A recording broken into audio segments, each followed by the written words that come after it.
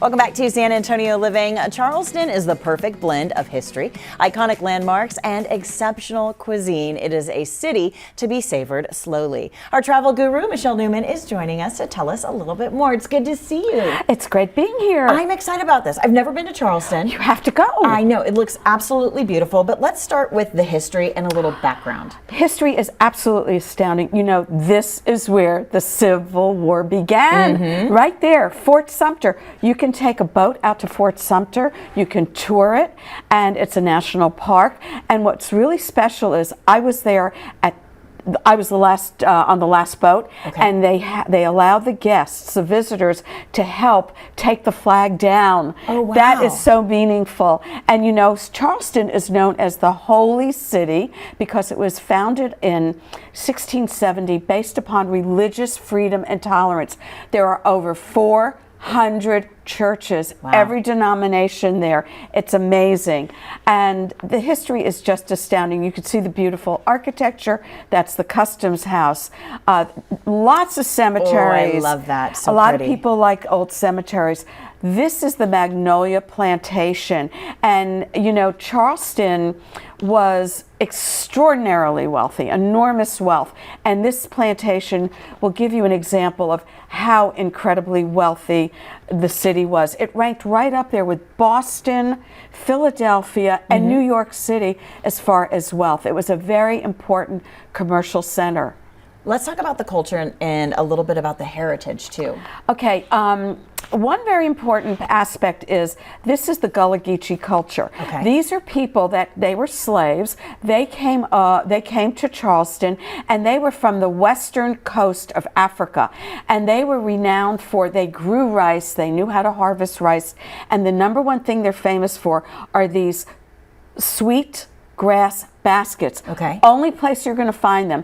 And if you look at this person weaving this basket, it is not weaving, it is coiling. So she is wrapping her reed.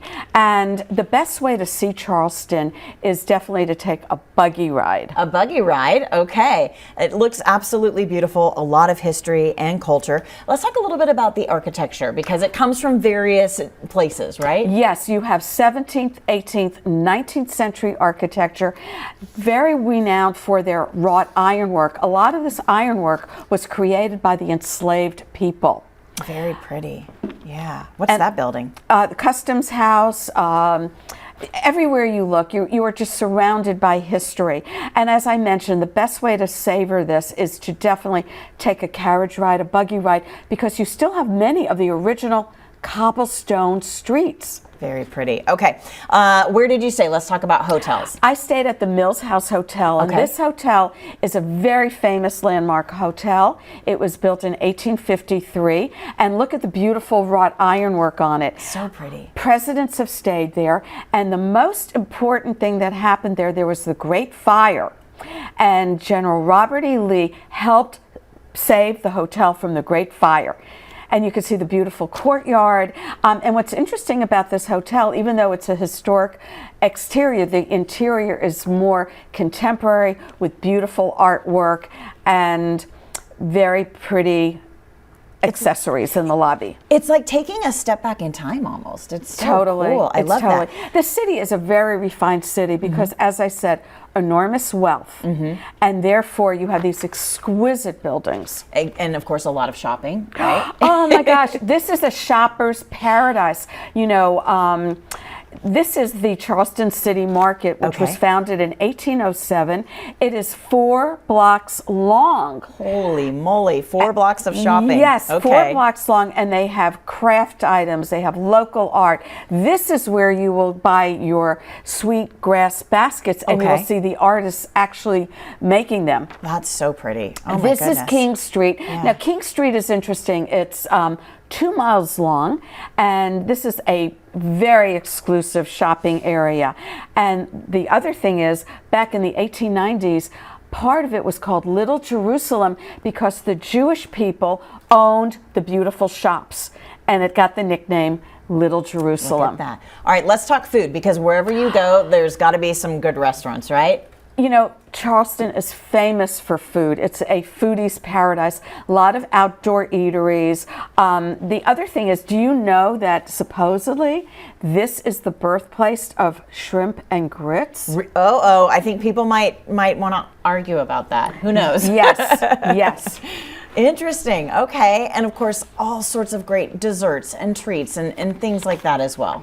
Yes. And you know, the other thing is, there's an architectural element that you will find only in Charleston. Okay. If you looked at some of the pictures of the buildings, there is like on the side, there is a veranda or a balcony.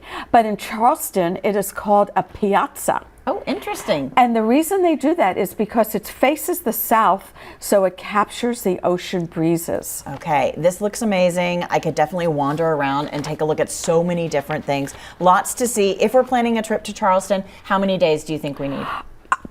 You know, many of the cruises, like I was on American Cruise Line's cruise to Charleston, I stayed an extra 3 days. Okay. I recommend 5 days. There is so much to do between the museums, the buildings, the restaurants, the shopping. There's an abundance of things to do. You will not ever get bored in Charleston. All right, guys, we'll put it on your list. And of course, if you would like to know a little bit more about Charleston, take a look at your screen. You can find out more when you visit charlestoncvb.com and follow Michelle Newman on YouTube. She's at Culture Vulture 18 for more.